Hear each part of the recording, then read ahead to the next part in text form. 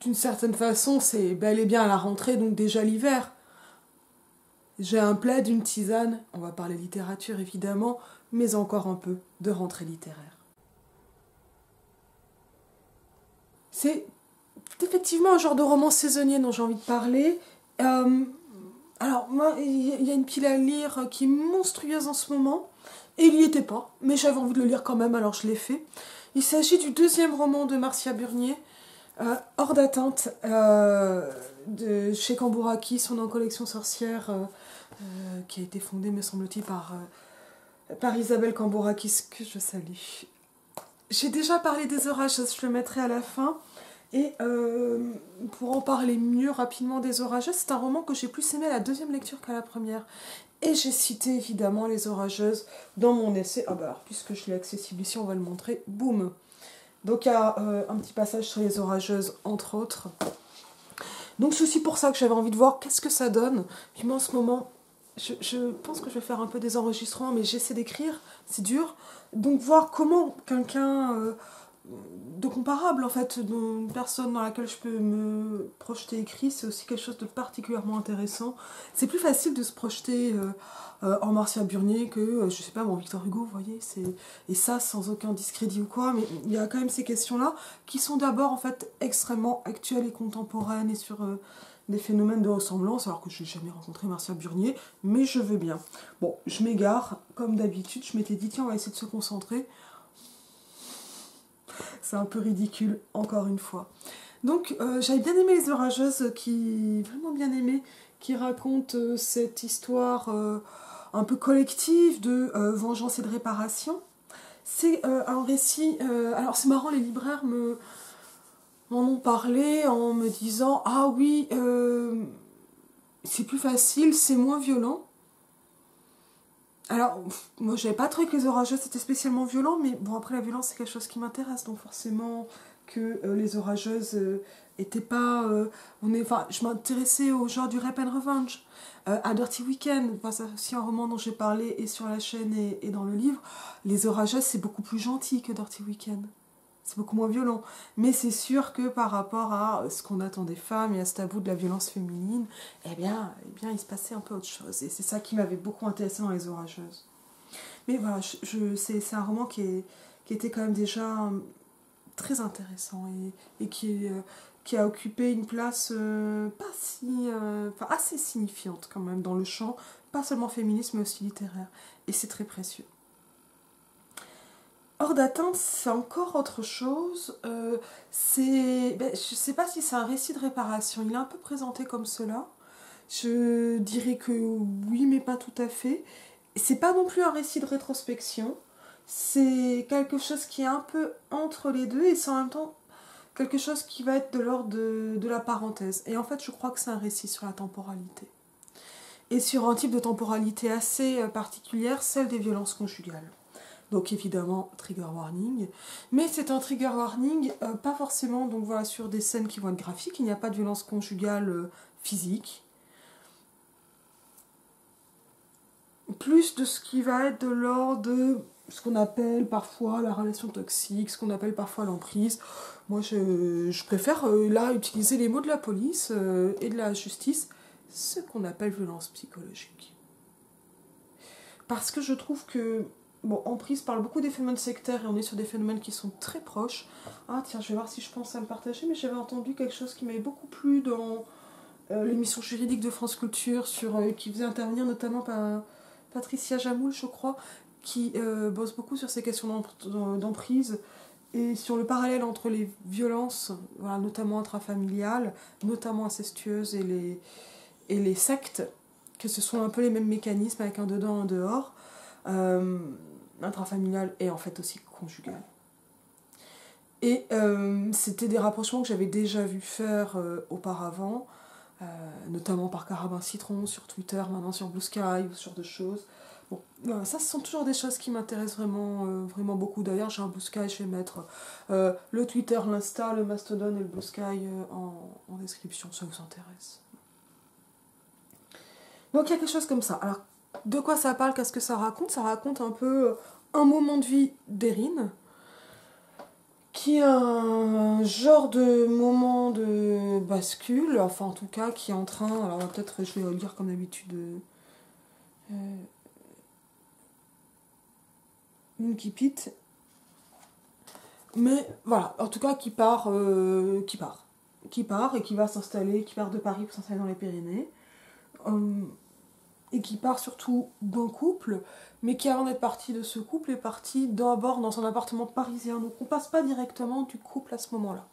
Et en fait, c'est vraiment tout l'intérêt du récit, c'est qu'on n'est pas du tout sur du récit de violence, on n'est pas dans l'événementiel, on est dans l'expérimentation, l'expérience, l'épreuve en fait littérale de ce que l'événement laisse de traces et de la façon dont l'événement aura transformé et amène ce processus de rétrospection qui en fait se fait en pointillé. Moi c'était vraiment la rétrospection qui faisait que j'allais chercher le texte pour des raisons évidentes autobiographiques et qui se fait avec, c'est-à-dire dans le pointillé de la réparation. Et la réparation, elle se fait vraiment dans le pas à pas. Je vais lire un peu le début, ça va donner un peu une impression de l'ambiance et je vais essayer de développer un peu ces points-là ensuite.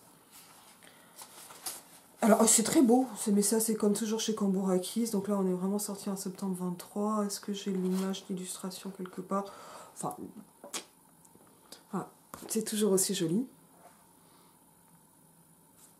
Celle d'Ora, je sais pas, je crois que les orageuses, je l'ai prêté à une copine, je sais plus laquelle. Tac, tac, tac. Alors, c'est toujours joli, les jaquettes comme ça qui font que l'image en fait est plus grande. Tac. Non, c'est vraiment joli pour ça. Les livres Cambourakis sont vraiment toujours superbes. Donc sur quelques indications, donc c'est un ouvrage qui m'a coûté 18 €.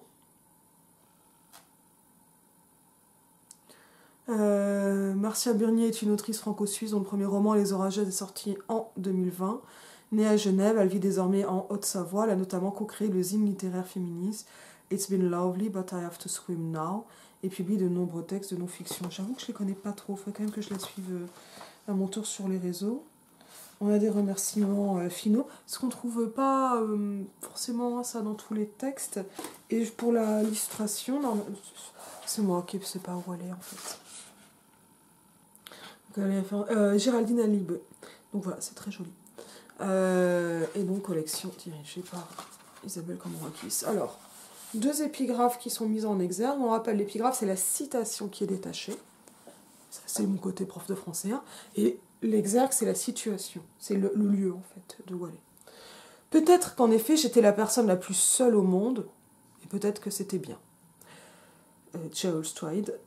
Le secret de la fuite, c'est de savoir pourquoi on s'enfuit et où on va, et de laisser derrière soi les raisons pour lesquelles on part, Dorothy Allison. J'ai déjà mentionné le livre Pau, que j'ai cité aussi dans l'essai. Le mien est par là. Mais il faudra que je fasse un jour une vidéo sur Dorothy Allison. Là, il manque quelque chose, je le sais. Ou peut-être que je vais faire comme Wittig, des articles et revenir comme ça régulièrement. Ça peut être pas mal. Vous me dites si ça vous va et vous le mettez en commentaire. Je vais revenir sur la pensée stoïque. Prologue. Très intéressant aussi parce que les prologues, d'habitude, c'est plutôt dans les tragédies, par exemple. Elle rêve qu'elle devient folle, qu'elle parle toute seule, au ralenti, qu'elle dort dans le couloir, le lit déplacé, qu'elle est dans le passage, mais que personne ne la voit. Elle rêve que ses plantes n'ont plus assez de terre pour survivre, qu'elle a beau les arroser, elles dépérissent et continuent de s'assécher, de ployer. Elle rêve qu'elle oublie d'aller voir son psychiatre, que son état est permanent. Elle rêve qu'elle sombre, que le trou noir l'engloutit tout entière, la coupant du monde, sans qu'elle puisse articuler un mot. Elle rêve qu'elle disparaît. Donc on est à 1. Je crois qu'il y en aura 21. C'est ça. C'est, on va dire, des séquences comme des chapitres sans titre, avec juste des numéros comme ça en chiffres arabes. Tonnerre, t'es où? Erin siffle tant bien que mal avec ses 2 doigts, comme sa mère le lui a appris. Elle est emmitouflée dans une doudoune foncée, son bonnet descendu jusqu'aux yeux aplatit sa frange. Elle espère que sa chaîne va réapparaître vite avant qu'elle crève de froid, au milieu des bois. Tonnerre, putain, viens là! Elle entend au loin une cavalcade caractéristique, des pattes maladroites qui font valser les feuilles givrées. Elle sent que la chaîne blanche ne va pas tarder à rappliquer. Tonnerre s'est vite adaptée à ce changement d'environnement soudain. Elle court partout, joue dans la neige. Elle a remplacé sans aucune peine les pigeons par les grives et les mulots qui trottent autour du jardin. Quand elles étaient arrivées dans la petite maison, il y a 15 jours, Erin l'avait regardée. « Voilà, c'est chez nous, et c'est chez toi désormais. » Et Tonnerre s'était ébroué, puis s'était roulé en boule sur le canapé sans broncher. La chienne était ravie. Erin hâte le pas pour rentrer au chaud. Elle n'est pas partie très loin, mais il a neigé cette nuit, et elle n'est plus habituée à marcher ailleurs que sur de l'asphalte. Elle entend un bruissement de feuilles derrière elle et sursaute. Son imagination fuse, mais ce n'est qu'un merle qui sautille sur le sol. La neige ne va probablement pas tenir. Il est encore tôt dans la saison, mais elle forme une jolie couche fine et légèrement glissante. Un tissu blanc délicat sur les environs. Erin sent le froid s'engouffrer dans ses poumons et sa morsure est comme un rempart contre la nausée qui l'accompagne quotidiennement. Tout en repoussant les assauts de la chienne qui tente de lui arracher ses gants, elle aperçoit la maison, sa maison, désormais, et elle sourit. Elle pense au feu qu'elle va allumer en rentrant. La première fois qu'elle a fait du feu seule dans cette maison, elle a eu peur. Les flammes l'impressionnaient, elle craignait que ça déborde, qu'elle sorte de l'âtre, qu'elle se retrouve avec un incendie sur les bras. Et puis elle a repris confiance, elle s'est rappelé les gestes de son père qui avait allumé le feu tous les matins et tous les soirs d'automne et d'hiver jusqu'à ses 18 ans. Le papier qu'on froisse, le petit bois et les bûches pas trop grosses qu'on empilait pour commencer, en prenant soin de laisser de l'air passer. Le craquement du bois qui brûle, la chaleur qui réchauffe la pièce. Au bout de quelques jours, l'habitude lui est revenue, l'assurance aussi, et je vais rester là, exprès. Alors là, le récit débute par quelque chose. Alors, il y a déjà tout un ensemble de péritextes. Les péritextes, c'est tous les textes qui accompagnent de façon immédiate. Hein. Donc, le titre, les introductions, prologues, etc.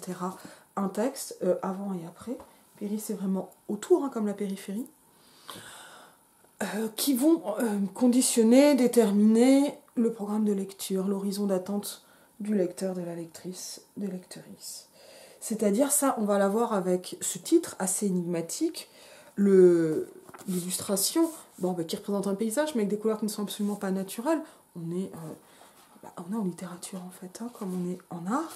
Et surtout, donc, ces épigraphes mises en exergue, qui sont quand même plutôt négatives, qui vont instaurer une atmosphère plutôt un peu sinistre. D'abord, mais ambivalente, pas totalement sinistre, pas tragique. D'abord par ce qui est de l'ordre de cette solitude. Peut-être qu'en effet, j'étais la personne la plus seule au monde. Et cette solitude, qui a l'air d'être très négative, est immédiatement contrebalancée, mais peut-être que c'était bien. Et ensuite, avec cette citation de Dorothy Allison sur la fuite. Ça permet de mieux comprendre le hors d'atteinte, dans quelque chose qui peut être, par exemple, le récit hors d'atteinte. On pourrait imaginer un thriller, un récit de traque ou des choses comme ça. C'est pas ça qui va se passer. Et ça, finalement, on le sait assez vite dès le récit, parce que ça nous amène sur autre chose. En tout cas, hors d'atteinte, la fuite, on est quand même sur ce déplacement. Le prologue, lui aussi, est quand même plutôt négatif, avec cette image d'une folie, non pas furieuse, mais plutôt solitaire, et j'allais dire évanescente, mais disparaissante. C'est l'inverse des revenantes de Cixous. Mais Cixous, dans le rire de la méduse, Cixous, elle travaille beaucoup plus avec les revenantes de toujours, sur des figures de refoulés qui reviennent, qui ressurgissent, ce qui est occulté et qui revient. Elle reprend le vocabulaire, le lexique du militantisme, et elle le croise quand même beaucoup avec la psychanalyse, ce qui va amener cette écriture 100% féminine, corporelle, etc. du rire de la méduse. Moi, c'est pas trop ma came, parce que en fait, l'arrière-plan philosophique et politique, il me va pas. Voilà. Et on peut considérer que Cixous est anti-féministe. Bon, ça, je serais quand même du mal à le dire. Cixous aussi cité dans l'essai, mais enfin, je vais arrêter de faire ma pub.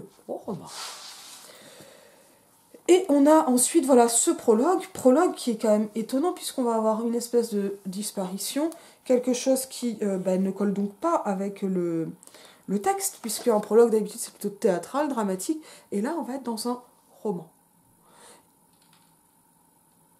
Et en même temps, ce prologue, un peu comme un prélude, il dit quelque chose, alors à une troisième personne non identifiée, autrement que comme un féminin singulier, elle, et qui dit finalement cette solitude dans laquelle on peut se projeter.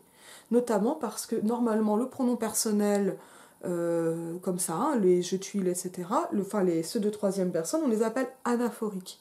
Je, tu sont déictiques. Je m'adresse à tu. Donc ils sont reliés à la situation d'énonciation. Quand toi tu dis je, évidemment je veux dire toi. On y arrive. Le je égale locuteur, locutrice, personne qui parle. Mais quand on dit elle, on est anaphorique, c'est-à-dire qu'on est dans la reprise. Et parfois on est cataphorique, c'est-à-dire qu'on est dans l'annonce. Bon, mais le fonctionnement standard, c'est celui de l'anaphore. C'est-à-dire, c'est un peu comme quand on va dire un homme apparu, l'homme. Article indéfini, article défini. Avec le pronom personnel, en fait, on est censé parler de quelque chose qui a déjà été désigné assez clairement, identifié, et qui va être repris. Donc quand on commence par un elle, qui n'apparaît ni d'ailleurs dans le titre, ni dans les épigraphes, finalement c'est qui elle? On ne sait pas. Mais le fait de ne pas savoir va être, éventuellement mystérieux, mais ça va aussi dessiner un personnage ou participer de la fabrique d'un personnage non identifié, mais finalement peut-être typifié. En tout cas, un personnage dans lequel on peut se projeter, peut-être plus facilement quand on est une femme, mais enfin, c'est pas parce qu'on a plus d'empathie, non? Allez, on va faire un effort. Et donc, elle rêve qu'elle devient folle, etc. est très... ça va amener une situation qui est à la fois très précise, hein, son psychiatre, les plantes, avec plein de petits détails, mais qui sont en même temps très emblématiques d'une situation plutôt contemporaine. J'avais envie de dire urbaine, mais même pas urbaine, hein, parce que des psychiatres, il n'y en a pas qu'en ville, en fait. Mais qui est celle d'une angoisse, d'une dépression, et qui va aussi avec des rêves, et dont on ne sait pas trop quel est ce rapport entre réalité et rêve, mais où on peut se dire en tout cas que quelque chose se produit ici au niveau de ces franchissements, au niveau de ces métalepses entre rêve et réalité. On y est. C'est-à-dire, alors la métalepse, c'est le franchissement de seuil narratif. Là, exactement, moi, je pense qu'il y a quand même un trouble entre le rêve et la réalité. Peut-être que je vais revenir dessus, ça, je suis moins sûre, parce que je risque de zapper des trucs. On va noter que ça commence de façon littéralement tonitruante par tonnerre t'es où. Et là, on va entendre les te, hein, c'est tout le récit, tout le texte, toute la prose de Marcia Burnier est très douce. De très légers accros de temps à autre, mais vraiment c'est très très doux, et là je trouve un gros progrès depuis Les Orageuses. Moi c'est une douceur qui m'a vraiment apaisée et que j'ai sentie comme enveloppante, on va dire, au niveau des effets qui sont produits. Une douceur enveloppante, mais qui commence ici donc par ce qui est tonitruant justement avec ce nom de tonnerre, dont on ne sait pas qui il identifie, mais dont on va voir assez rapidement avec tonnerre, c'est le nom de la chienne. Alors, ce nom, il n'aura pas été choisi par Erin, hein, la protagoniste. En fait, on a essentiellement deux personnages, Tonnerre et Erin, et apparaîtra à un moment, c'est à peu près l'histoire de la tragédie, ça. Un troisième personnage, c'est le moment où les Grecs inventent le théâtre. Au départ, en fait, on n'en a que deux, hein, le sacrificateur et le bouc. Tragédie, c'est Tragos, c'est le chant du bouc. Donc, il s'agit d'égorger un bouc. Et on va finir par avoir donc d'autres personnages qui apparaissent, et progressivement, on passe du rite à la représentation. Je pense que c'est plutôt l'idée est très certainement d'aller vers quelque chose qui est de l'ordre d'un huis clos, mais qui n'est plus un huis clos, et qui s'ouvre. Mais voilà, il y a quelque chose d'intéressant, je trouve, dans cette espèce de répétition, non pas parce qu'il s'agit de la tragédie, mais parce qu'il s'agit d'aller vers le théâtre, et peut-être d'aller, évidemment, vers la vie. Et donc on a immédiatement la chienne, pas encore nommée, et avec cette dimension un peu antiphrastique. du nom de la chienne qui est souligné au moment où elle adoptera la chienne. Alors le récit est globalement linéaire, mais avec plein d'analepses, surtout. Donc les analepses, c'est les retours en arrière. Là, ce sont des analepses mémorielles par les souvenirs. Et il y a plusieurs strates de souvenirs. Donc ça fait qu'on a quand même un texte qui est clair, mais il y a vraiment toute une découpe temporelle qui se met en place autour de cette situation d'énonciation qui, elle, est relativement lente. Fait qu'on se fait pas chier quand on le lit. Hein.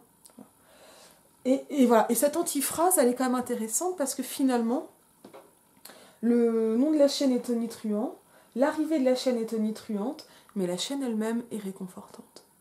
Et c'est pas exactement antagoniste, c'est pas exactement antiphrastique, donc de l'antiphrase, ce sont pas des contraires. Et dans le même temps, c'est quand même des choses qui se répondent l'une l'autre, quoi. Enfin, se répondent en creux. Et ça, c'est intéressant, parce qu'il va s'agir de violence, mais de montrer finalement quelque chose dans le creux de ces violences. Donc la figure de l'antiphrase, elle va aller avec une autre figure qui est très importante, qui est celle de l'euphémisme. Et en fait, ce que fait Martial Burnier, je crois que c'est l'inverse de l'euphémisme. Alors ça serait pas non plus... faut pas exagérer, il ne s'agit pas ici d'héroïque comique, puis ici on n'est pas dans un récit qui est comique tout court. L'héroïque comique, c'est raconté dans un vocabulaire, par exemple, épique, ou avec un ton très grandiloquent, des petites actions. Si je vais prendre le métro et que je vous raconte ça en 12 chants. Ça, c'est de l'héroïque comique. Il faut dire que ma vie est passionnante. Et donc, c'est amusant par un effet de décalage. Là, le décalage, c'est quelque chose qui est beaucoup plus subtil, qui ne vise pas à provoquer le comique, mais qui va viser une saisie, presque comme des tropismes à la Sarraute, mais d'aller chercher une saisie de micro-événements et de ce qu'ils portent en eux d'une violence indicible, quasi insaisissable, mais dont les effets sont pourtant très durs. Et donc il va s'agir aussi de comprendre et de mesurer les effets. On y est. Et donc c'est très important pour ça, le nom de la chienne, qu'il y ait en fait ces espèces de décalages qui se mettent en place. Et immédiatement, on a donc Erin siffle tant bien que mal avec ses deux doigts, comme sa mère le lui a appris. Et donc immédiatement, on a ici une forme de micro-souvenir éducatif de l'enfance. Et donc, en fait, il va y avoir plusieurs moments. Globalement, l'enfance, plutôt heureuse, plutôt dégourdie. De petits moments de jeune adulte, mais surtout le couple, avec un homme qui est très peu défini. C'est pas l'enjeu. Et donc, il y a quand même un moment, on va dire, de violence un peu générale. Et d'autres moments, donc tout ça entrecoupé, bien sûr. Et un premier moment de fuite, de disparition, et une deuxième fuite, cette fois en quittant Paris. Donc voilà, ce sont ça les grands moments, avec donc en même temps le temps qui passe. Et cela, ça va... Voilà, et la situation d'énonciation du roman, elle va courir sur à peu près j'allais dire une saison, mais sur un semestre si je vais être un peu académique, mais c'est quelque chose qui va donc de globalement la mi-automne, fin de l'automne, à la reverdie début été, qui va annoncer le mois d'août, en fait, globalement. Donc c'est moins d'un an. Et c'est censé être à peu près, au départ c'est censé être 5 mois. Bon, quand on a ça, ça c'est vraiment le cadre dans lequel ça se déroule, mais on voit, on est dans un début qu'on appelle une medias res, on arrive directement dans le cœur de l'action, de ce qui se déroule, et dans ce cœur de l'action, eh bien, on a ce moment d'interaction avec la chienne, où la chienne réapparaît alors qu'elle-même a eu peur de disparaître. D'après les épigraphes, ou qui a ce souhait de disparition dans le prologue et dans les épigraphes. Et donc on ne sait plus trop si on est dans des sens finalement métaphoriques, ou dans un sens métaphorique ou littéral, avec des disparitions concrètes, physiques, on va dire même géographiques, voire existentielles, de l'ordre du deuil, ou si on n'est aussi pas dans des disparitions à soi-même, qui vont plutôt être de l'ordre de ce qu'on appelle la colonisation intérieure. Ça, c'est d'abord un concept qui est forgé par l'antiracisme et repris en études de genre, ou autrement par ce qu'on appelle plus largement l'aliénation. C'est le fait de devenir autre, d'être transformé. On y est. Et ça, en fait, les différentes strates temporelles et les différents souvenirs, ils vont permettre de mesurer des évolutions passées. Tout comme là, en arrivant, il est dit qu'elle y est depuis 15 jours. Quand elles étaient arrivées dans la petite maison il y a 15 jours, je suis page 9, Erin l'avait regardé, voilà, c'est chez nous. Donc on a un moment et on a là, hop, immédiatement une analepse. Ce qui fait un truc que j'aime énormément et que je signale à chaque fois que je le vois et qui me fait à chaque fois penser à John Irving, mais c'est pas le seul à le faire puisque Marcia Burnier le fait aussi et que d'autres l'ont fait également. C'est-à-dire, c'est répond à cette question qui est comment raconter des habitudes et surtout des changements d'habitudes. Ce qui est une question assez difficile en fait. Et ici, le changement d'habitude, finalement, il se raconte par une rétrospection plutôt courte, plutôt datée, avec un ancrage relatif, c'est-à-dire avec des durées, et en fait les repères se font les uns par rapport aux autres et non pas de façon absolue, par exemple avec des dates.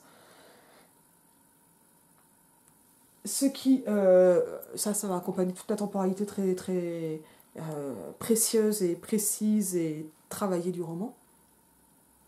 C'est un roman de temporalité, très très clairement. Mais là, voilà, on a ça, et donc c'est déjà en route. C'est du déjà là. C'est-à-dire, il ne s'agit pas ici de raconter ni la traque, ni la fuite, ni la violence, il s'agit de raconter ce moment d'après. Exactement comme on se demande dans les contes, ah là là, il se marie, il y a beaucoup d'enfants, bon, et qui fait le petit-déj, qui fait la lessive, et il se passe quoi après ? Ah, c'est quoi le après la fin du conte ? Bon, et là, on est dans autre chose, c'est quoi le après la violence ?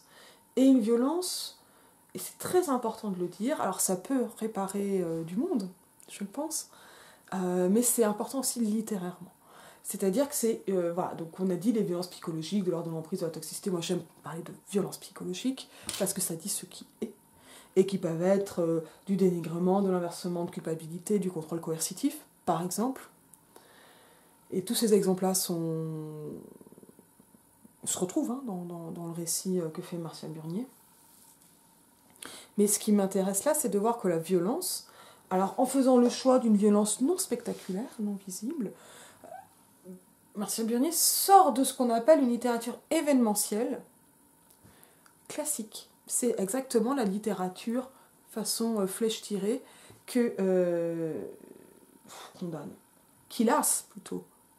C'est plus une lassitude. Ursula Le Guin dans sa théorie de la fiction panier.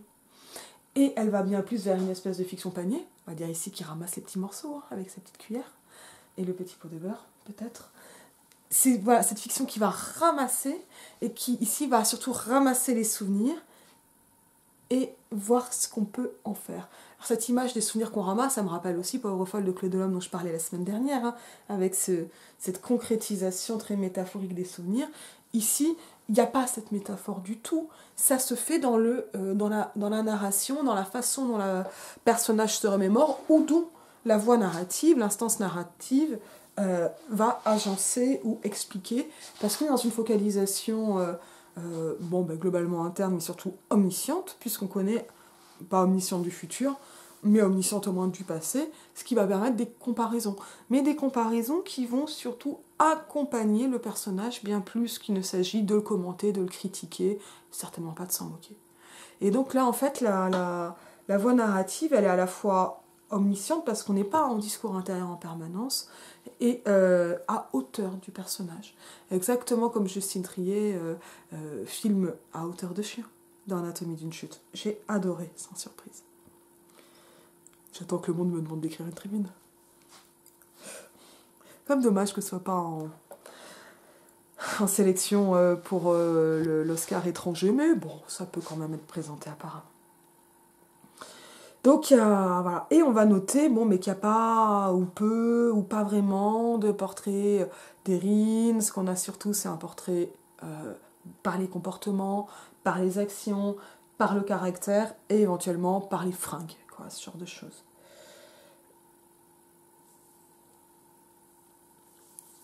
Et donc, on voit finalement aussi comment la chaîne s'adapte vite, et Erin, moins vite. Mais les choses se font ici par cette... où la chaîne finalement est comme une devancière.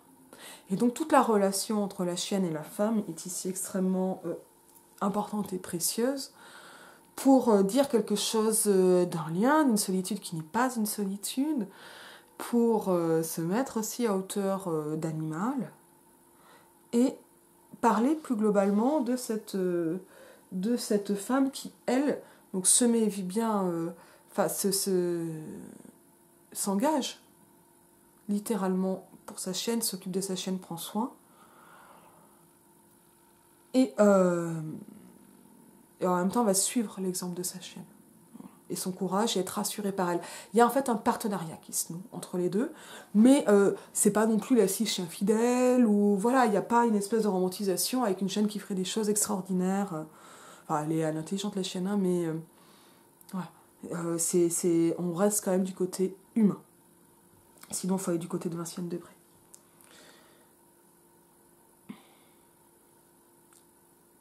Et donc là, on voit des espèces de blocages, d'empêchement d'Erin. Elle n'est pas partie très loin, mais il a neigé cette nuit. Elle n'est plus habituée à marcher ailleurs que sur l'asphalte. On voit qu'elle sursaute, on voit qu'elle n'est pas confortable, comme on dit avec un anglicisme, qu'elle n'est pas à l'aise exactement. Et voilà, que c'est un rempart contre la nausée qu'elle accompagne quotidiennement. C'est comme quelqu'un qui va pas très bien, Erin.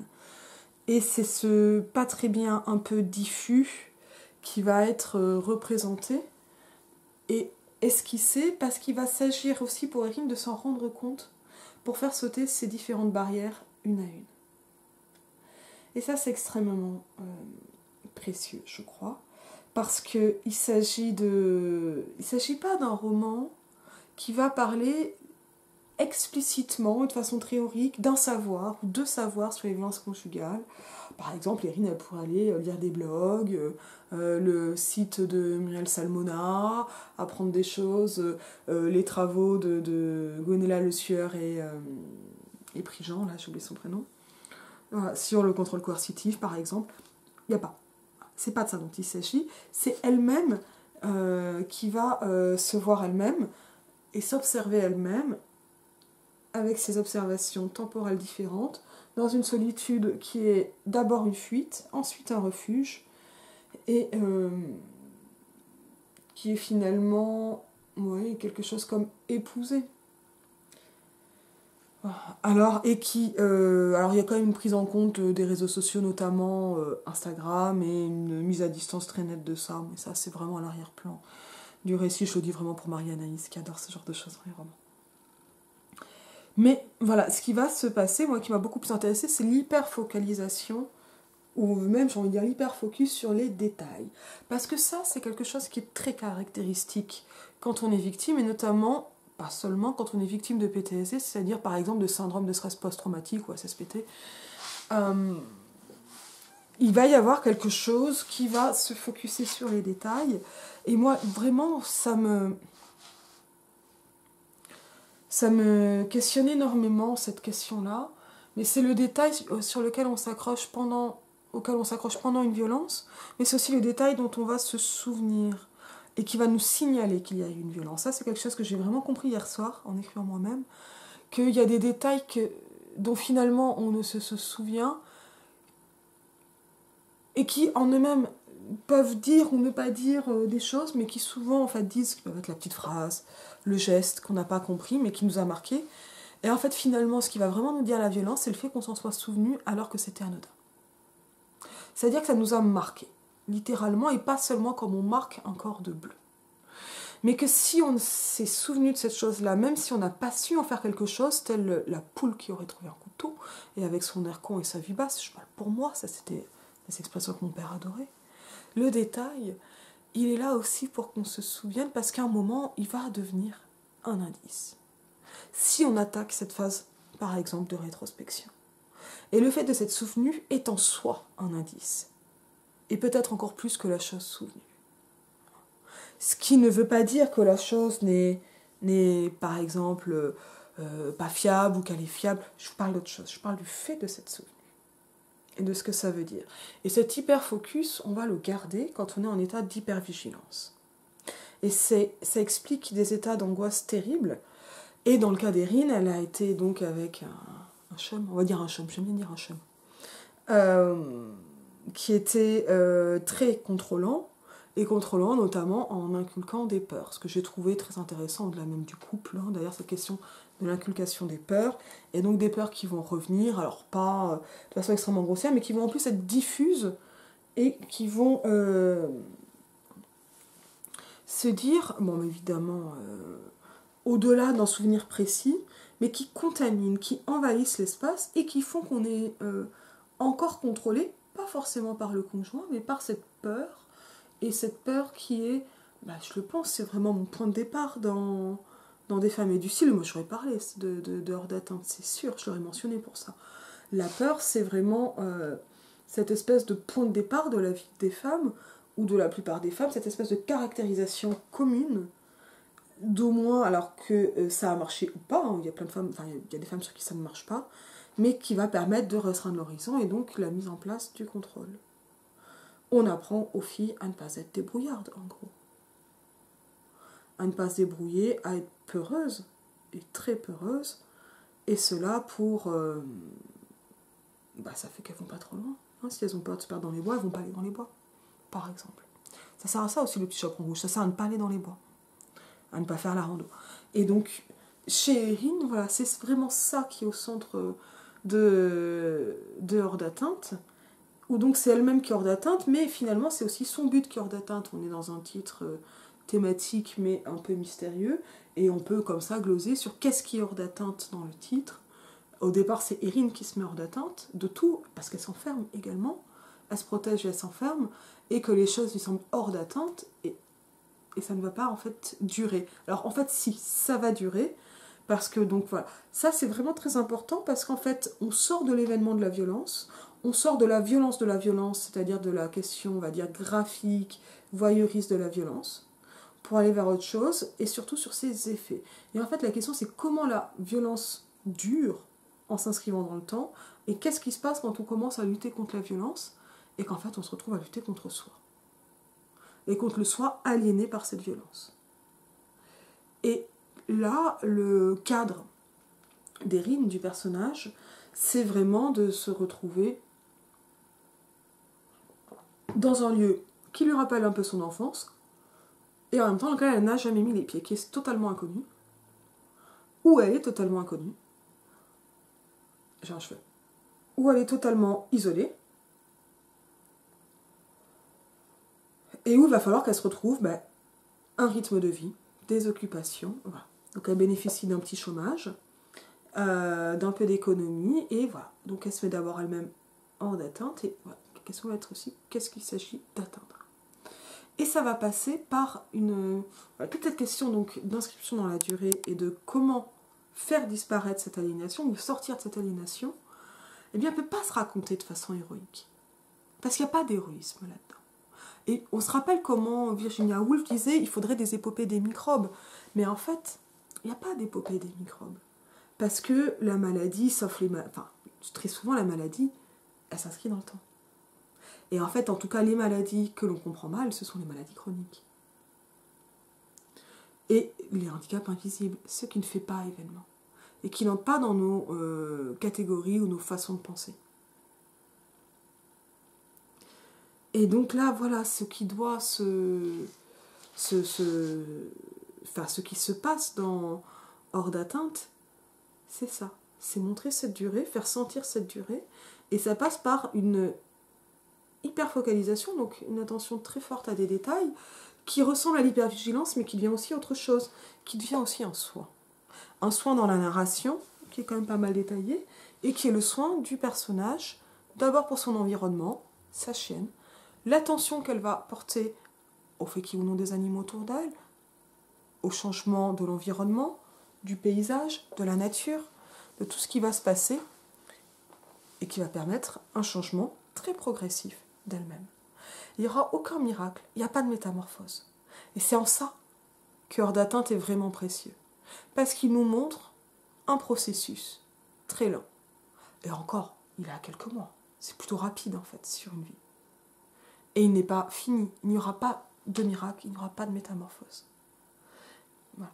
Mais c'est cette temporalité qui est saisonnière dont j'avais parlé pour parler de Lavinia et de la théorie de la fiction panier. C'est exactement ça qui est mis en place et qui en fait, j'ai l'impression, quelque chose qui n'est pas seulement féministe, mais vraiment littéralement écoféministe, parce que cette temporalité saisonnière, c'est bien celle de la nature. Et donc là, on n'est pas dans un grand roman qui pourrait, je sais pas, on va mettre en scène Starrock, par exemple. C'est pas du tout de ça dont il s'agit. Il s'agit plutôt de voir comment comment faire corps avec cette nature qu'il va falloir à explorer, par exemple. Donc comment faire corps avec cette nature, donc en partie explorer, avec à parcourir, à apprendre à connaître, comment justement explorer, comment se déplacer littéralement, physiquement, et par quels moyens. Et voilà, et avec quel rythme avoir. Il n'y a pas de développement sur un rythme qui pourrait être plutôt celui des journées ou des choses comme ça, mais voilà. Voilà, cette question du rythme, en fait, c'est aussi celle de cette temporalité autour d'elle et de ce qui lui a été appris en ayant vécu, si j'ai bien compris, dans les Alpes, mais pas en très grande altitude, quelque chose comme ça. Je n'ai pas bien, je crois que j'ai jamais été dans les Alpes. Non, j'ai jamais été dans les Alpes, moi. Mais j'ai été dans les Pyrénées, ce qui fait donc l'inverse du personnage d'Erin. Mais voilà, et ça va passer donc voilà par ces attentions. On l'a probablement noté à la lecture des phrases nominales, par exemple page 10, le craquement du bois qui brûle, la chaleur qui réchauffe la pièce. Il n'y a pas de verbe, enfin, il y a des verbes, hein, mais il n'y a pas de verbe principal, là, il y a que des relatives. Et avec voilà, cette hyper attention à tout ce qui se passe, parce que comme il n'y a pas d'événement, c'est exactement comme dans Jeanne Dielman. En fait, c'est pas qu'on va chercher des choses qui vont faire événement à la place. Ça, c'est ça l'héroï comique. C'est qu'on va regarder ce qui se passe quand il n'y a pas d'événement. Et il se passe plein de choses. Quand bien même, c'est juste l'histoire d'une femme seule chez elle qui est en train de se réparer. Et ça, c'est peut-être déjà une grande histoire. Et je crois que je vais en rester là. Je vous dis à bientôt.